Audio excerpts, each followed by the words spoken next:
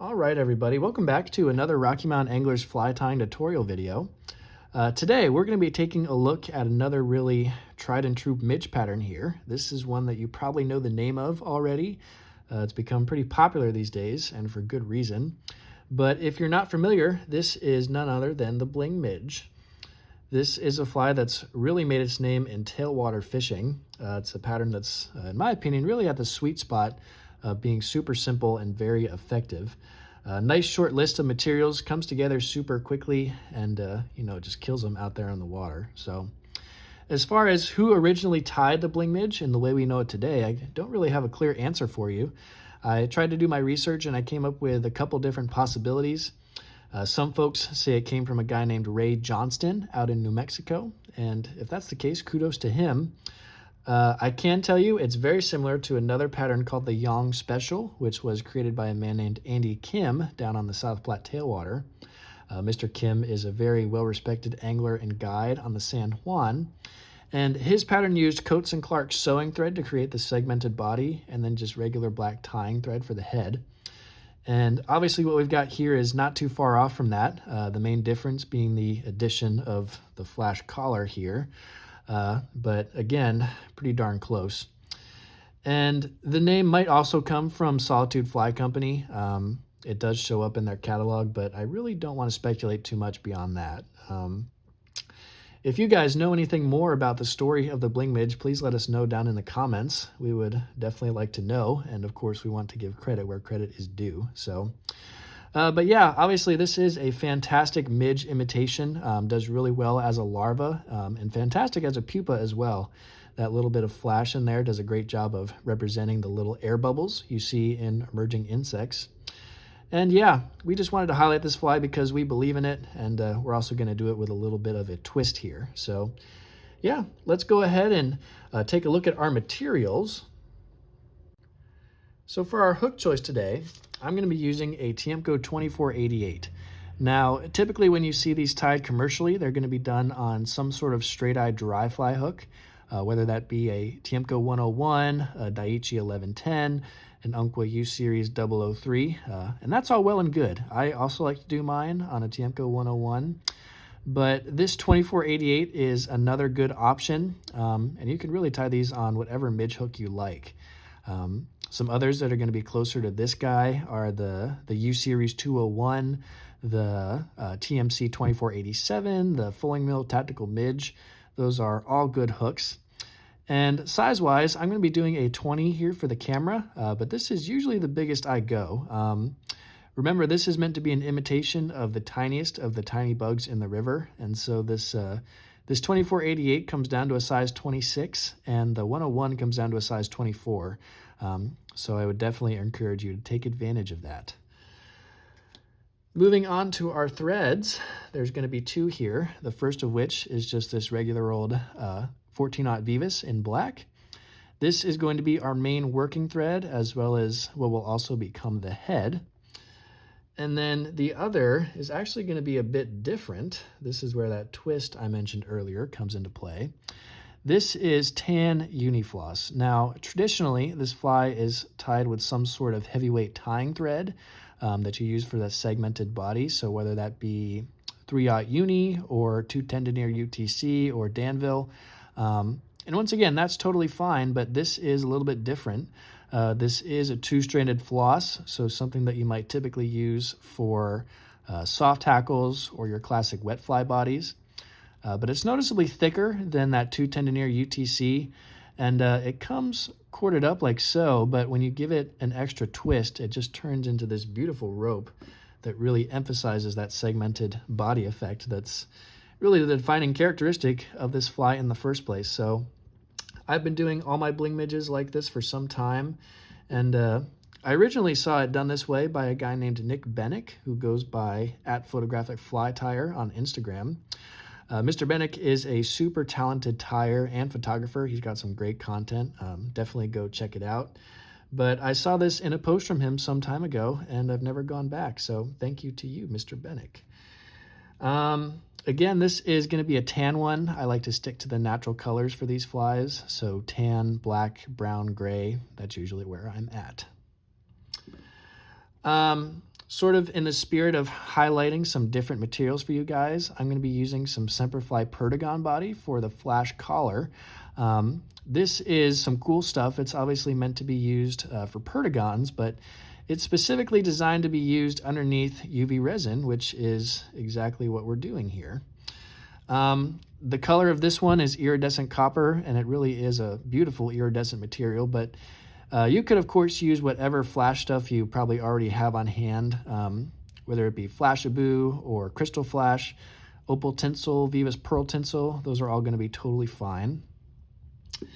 And finally, the resin that we're going to be using at the very end is this Solarez Thin Hard formula. This is going to be just a little bit more viscous than the Bone Dry or the Bone Dry Plus. Just makes it a little bit more easy to work with. You could also use Loon Thin if that's what you've got, but I'm a big fan of these Solarez resins. So yeah, that is it for our materials. So let's go ahead and get right into our tying. So I'm going to go ahead and get started here with a new hook in the vise.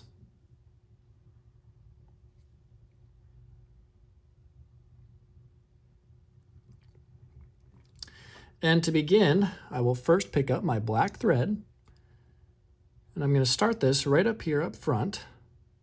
And I'll just put enough turns on there to form my jam knot. I'll take out my tag end. And right away, I'm going to pick up my floss, and I'll pull just a short length of this out of the tip of my bobbin and position the whole thing in my material hand like so.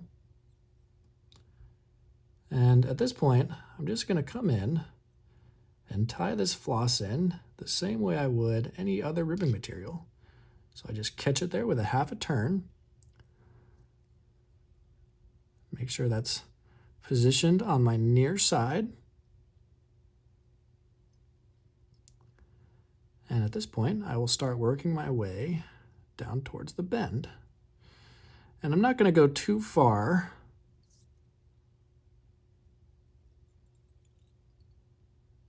Probably right to about there. I'll run that thread back up, and I can set my floss and the other bobbin back out of the way. I will also trim out that little tag end I have there. Now, I'm just going to create the slightest of tapers here in the underbody. That floss is a pretty thick material, so you don't have to build much thickness in here, just something that's barely noticeable. And I think that looks pretty good. So one final thing, I'm going to jump my thread forward and make 1, 2, 3, 4, 5, 6, 10 or so turns right there behind the eye. The reason for that is because I'm going to use the rotary function of my vise here to wrap my body. And as I do so, those turns of thread that I just put in will come undone naturally, and my thread will end up right back where I want it. So what I just did there was I gave my floss a nice clockwise twist to cord it up. You're going to want a pretty solid rope for this body, and you'll know it's in good shape when you sort of let it go, and you'll see it coiling up on itself. Now, as I go to make my first turn, I'm going to come underneath the hook, and I want to make sure I cover up all of that black thread that's showing there at the end. And then I'll just start working my way forward. And I'm using my bobbin to guide those wraps. I just want to put one in front of the other. And I'm also being careful to avoid the hook point here. If you nick your floss on there, there's a pretty good chance it'll fray. And obviously you don't want that. So once I get this right up to about where I'm ready to tie it off, what I will do is you'll see that black thread has come undone. And I'm just going to switch it underneath the floss. I'll come up and over and put one really nice tight turn on there, and then 2 or 3 more directly in front. And I'll switch it back once more and put few really tight wraps on there just to really lock that in. And I'll come in with the very tips of my scissors and trim that out. Now, I'm going to do some work to sort of smooth this whole area off. Cover up the stub end of my floss. And the amount of space that you're going to want for the head and the collar up here is roughly like a hook eye and a half worth. And so once you've got that looking pretty good,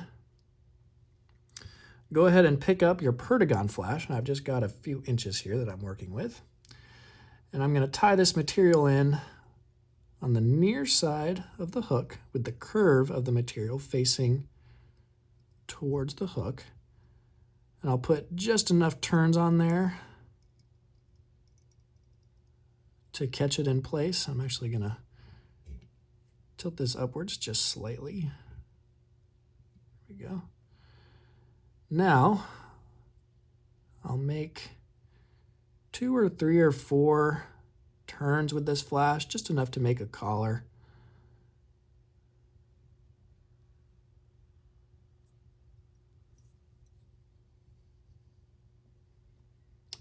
Carefully tie this off. And it's okay if it slips forward, because you can just cover it up. Just gonna tie that off over itself.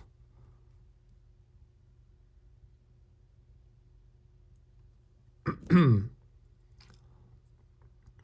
most important thing is to just have that collar back there.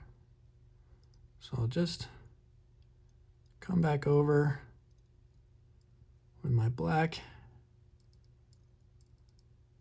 carefully look all around to make sure that that's looking how I want it. And I'm pretty happy there. So I'm just going to use the last 3 or so turns with my whip finish to polish that off.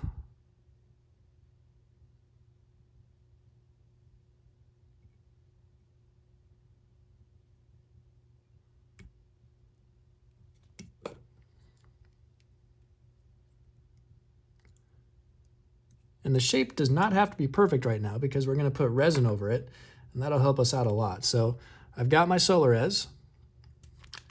What I'm going to do here is the bottle has a really nice little applicator needle. And I just like to put a drop right there on top. And another little bit there on the bottom. It does not take a lot. And I'll take my bodkin needle, and I'm going to use this guy to spread that all around. I want to make sure that I have coverage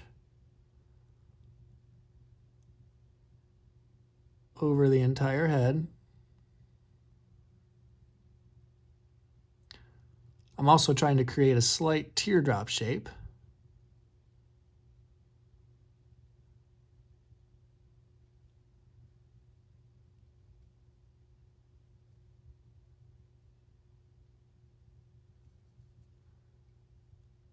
I like to make this just right if I can. There we go. And then I'll cook that. Start your lamp far away and bring it down closer. Make sure you get a good 10 to 15 seconds of time on it.